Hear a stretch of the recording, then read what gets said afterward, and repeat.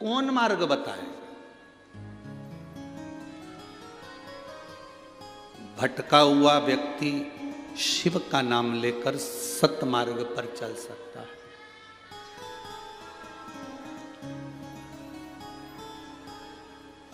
हम शंकर जी को जल कहां बैठ के चढ़ाते हैं?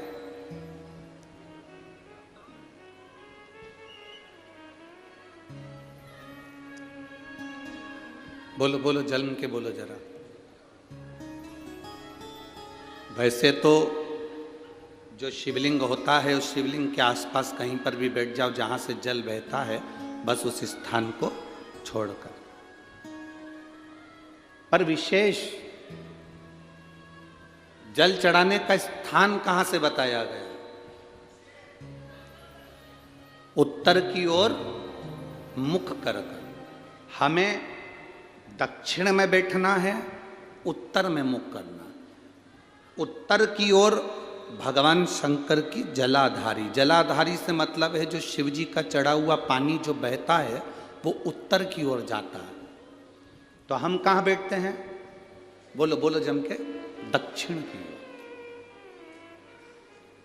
मान लो शिव जी का पानी इधर जा रहा है तो तुम्हें इधर बैठना है, शिव जी का पानी इधर जा रहा है तो तुम्हें इधर बैठना है।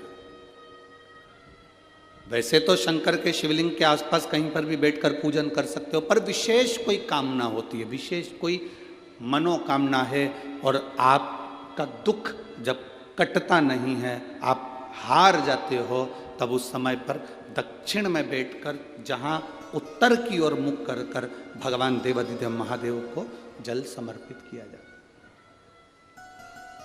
है। उत्तर दिशा में ऐसा क्या है कि शंकर जी का जल उत्तर की ओर जाता है?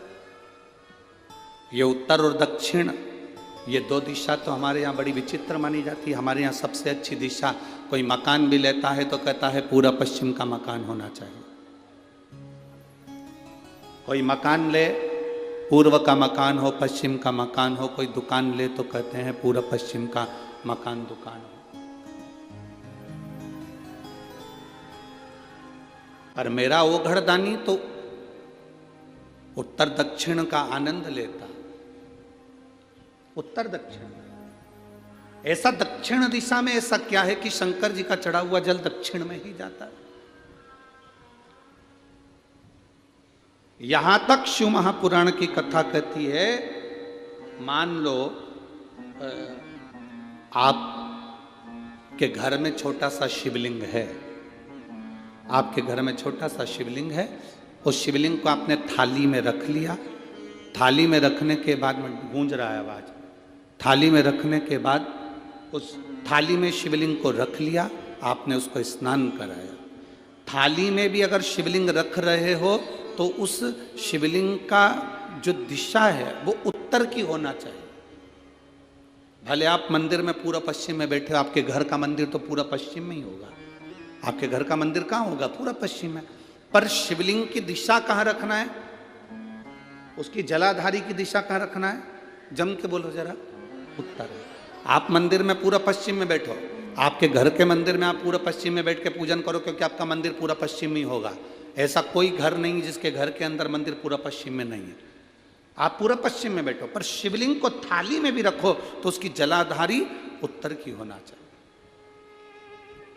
आपने अगर स्नान कराया है शंकर भगवान के शिवलिंग का जल जो आप लेकर जा रहे हो विसर्जन करने के लिए, शिवलिंग का चढ़ा हुआ पानी जो भगवान को हम घर में स्नान कराते हैं, भगवान को घर में नहलाते हैं, स्नान का जो जल होता है उसको हम ले जाकर जब वृक्ष में डालते हैं, उस समय पर शंकर का घर में चढ़ा हुआ जल जब हम ले जाकर उसको डालते हैं वृक्ष में, अगर आपका ध्यान उत्तर की ओर है, आपका मुख उत्तर की ओर है, भले आप जल डाल रहे हैं पर मुख यदि आपका उत्तर की ओर है तो आपकी मनोकामना पूर्ण होती ही है, ये निश्चित है।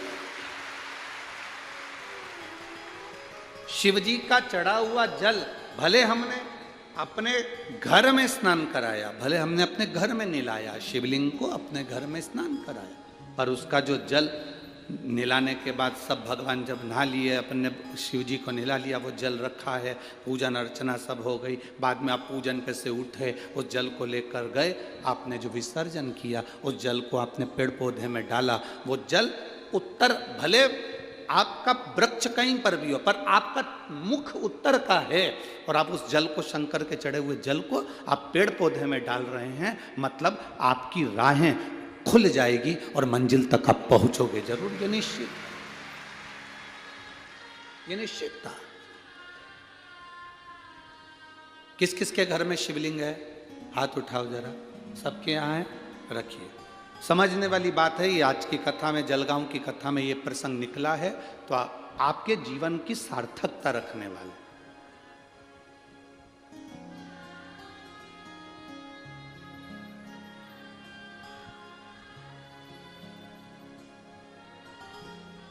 केवल एक दिशा की मूलता रखकर भी हम सुख पा सकते हैं। दिशा की मूलता,